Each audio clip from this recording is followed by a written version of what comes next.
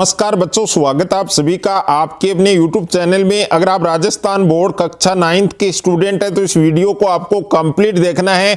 और फाइनली आज के इस वीडियो में मैं आपके लिए अर्धवार्षिक परीक्षा 2021 हाफ ईयरली एग्जाम 2021-22 और कक्षा 9th हिंदी का एक ऐसा पेपर बताने वाला हूं जो आपके इस बार अर्धवार्षिक परीक्षा हाफ ईयरली एग्जाम 2021-22 में आने वाला है।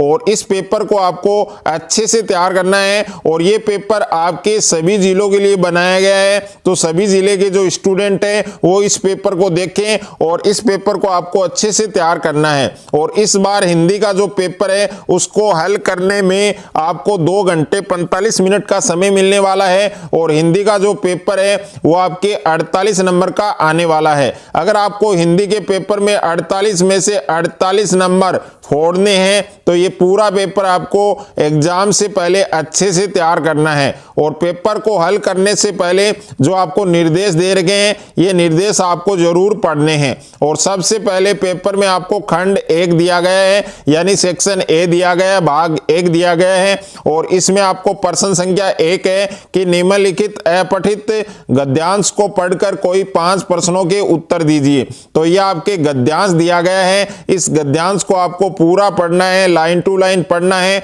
और उसके बाद इसमें आपको जो क्वेश्चन दिए गए हैं इनमें आपको केवल 5 प्रश्नों के उत्तर लिखने हैं। और इस गद्यांश में आपको 7 क्वेश्चन दे रखे हैं। संस्कार शब्द का अर्थ क्या है, संस्कृति किसे कहते हैं, और व्यक्ति के संस्कार कहाँ परिलक्षित होते हैं, और संस्कृति के कितने पक्ष बताए गए हैं, संस्कृति का संबंध किससे रहता है, संस्कृति को क्या क्या माना जाता है, और न्यूनाधिक पद का समास विग्रह और समास का नाम बताइए। तो इसमें आपको टोटल 5 क्वेश्चन के आंसर ही लिखने हैं। और उसके बाद में सेकंड क्वेश्चन है आपकी निम्नलिखित पद्यांश को पढ़कर पूछे गए प्रश्नों में से 5 प्रश्नों के उत्तर आपको लिखने हैं। यह आपकी पद्यांश दिया गया है, लाइन टू लाइन आपको अच्छे से पढ़ना है। और उसके बाद में इसमें आपको टोटल 8 क्वेश्चन दिए गए हैं, लेकिन आपको मात्र 5 प्रश्नों के उत्तर लिखने हैं। जिसमें पहला है कवि धरती पर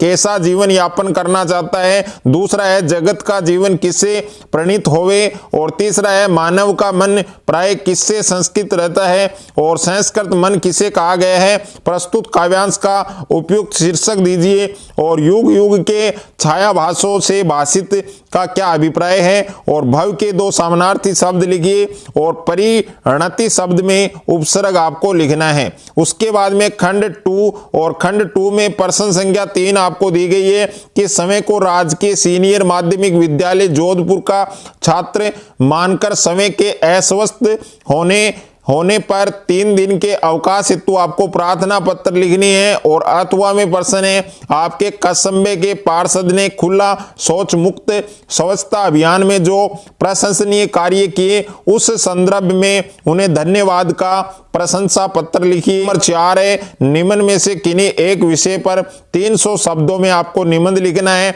और यहाँ पर 4 निबंध आपको दे रखे हैं। पहला है कोरोना वायरस 21वीं सदी की महामारी। अगर आपको इस पर निबंध देखना है तो इसका लिंक डिस्क्रिप्शन में मिलेगा, वहां जाकर कोरोना वायरस पर आप एक बहुत ही बेहतरीन निबंध है वो लिख सकते हैं। और सेकंड है आपके राष्ट्र निर्माण में युवकों का योगदान।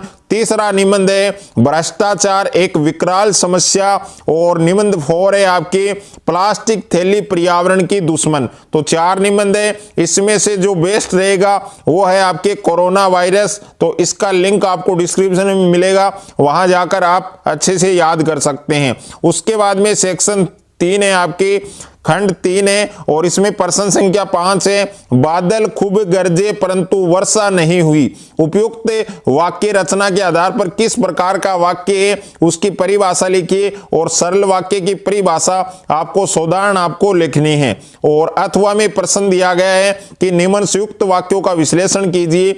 और उसके बाद में प्रश्न संख्या 6 है आपकी निम्न शब्दों के 2-2 पर्यायवाची शब्द लिखिए। इच्छा, कमल, जल, चंद्रमा, इनमें कोई 2 के लिखने हैं। और प्रश्न संख्या 7 में निम्न शब्दों के विलोम शब्द लिखिए। इनमें भी आपको मात्र 2 शब्दों के विलोम शब्द लिखने हैं। आस्तिक, अपना, शुभ और स्वस्थ। प्रश्न नंबर 8 है सुरती समिन भिन्नार्थक शब्द कोई दो के आपको लिखने हैं, अनल, अनिल और क्रम, क्रम। और प्रश्न नंबर 9 है मुहावरे का अर्थ बताते हुए वाक्य में प्रयोग करने हैं। मात्र 2 मुहावरों का अर्थ बताना है और वाक्य में प्रयोग भी करना है।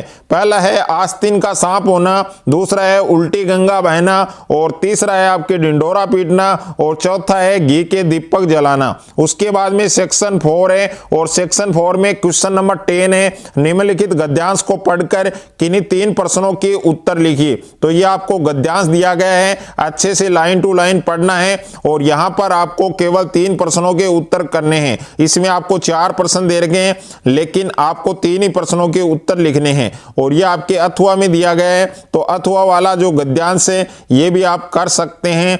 और उसके बाद में प्रश्न संख्या 11 निम्न में से किन्हीं 3 प्रश्नों के उत्तर दीजिए और उत्तर की जो सीमा है वो 40 शब्द रहनी चाहिए। पहला प्रश्न है और ये आपके दूसरा प्रश्न है, ये तीसरा प्रश्न है, ये आपके चौथा प्रश्न है। यानी 3 प्रश्न के आपको केवल 3 प्रश्नों के उत्तर लिखने हैं। और उसके बाद में प्रश्न संख्या 12 निम्नलिखित पद्यांश को पढ़कर किन्हीं 3 प्रश्नों के उत्तर लिखिए।